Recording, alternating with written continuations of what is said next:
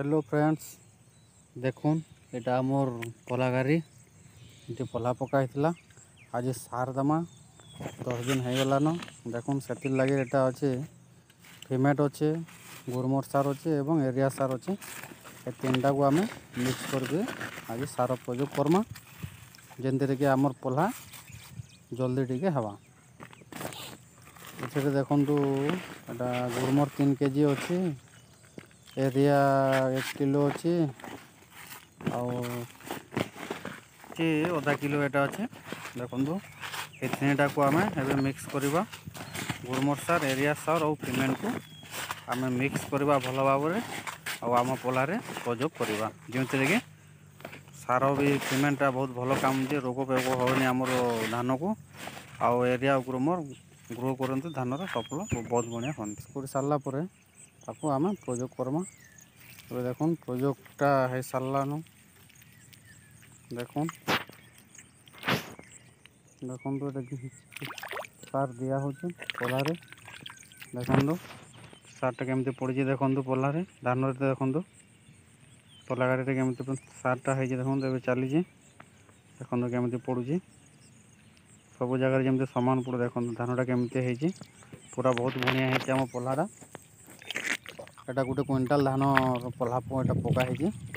1 quintal पकाई देखीदेमा सब आड़े पड़ी कि ना सारटा केमती प्रयोग है देखु देखीनमा टे चेक करदेमा देखु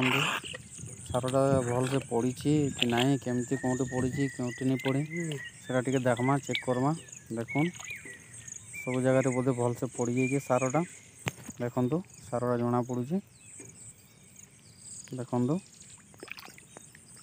सारटा बहुत बढ़िया है सब जगह पड़ी देखो भल भाव पलाटा भी आमर पूरा बहुत बढ़िया है गजाटा सब आंकड़ी पूरा भल भाव फिनिशिंग आंकड़ी देखु पलाटा केमती है पलाटा बहुत बढ़िया है देखु ये पला गाड़ी सब जगह तो देखागला सब भल हिसाब से सारटा प्रयोग होती आज आमर पल्हा को है 10 दिन है पल्हा पकाबार आमर 10 दिन आज होगला से सार दिया हो देखो आउ 7-8 दिन 10 दिन भितर आमर पल्हाटा रोईवाई रेडी हो आज सार दिया देखो धान रू केमती गजा बाहरी धानटा देखो देखो केते सुंदर है बहुत बढ़िया है आम पल्हाटा जो धान बीजटा दिखाला सेटा भी एकुरेट बाहरी कौन से धान मार्क जाए देखो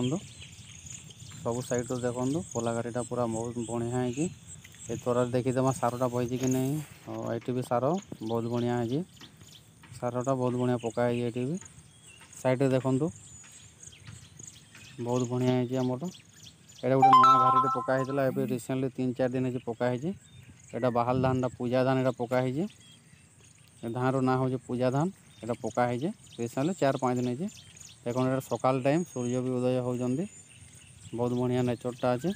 देखु तापर यहाँ गोटे आ 5 दिन आगुरी पकाई पलाटा यहाँ हूँ जमुना धान एटा को 8 दिन है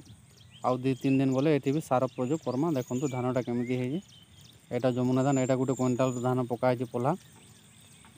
देखो यहाँ पला को 7 दिन हो यहाँ हूँ जमुना धान देखु यहाँ भी गजाटा बाहरी जाइए बहुत बढ़िया है देखु धान केमती मंजी बाहरी देखो गजा हो धानटा बाहरी जाइए देखो केमती दिशुची देखो बहुत बढ़िया क्वालिटी अच्छे देखो बहुत बढ़िया है।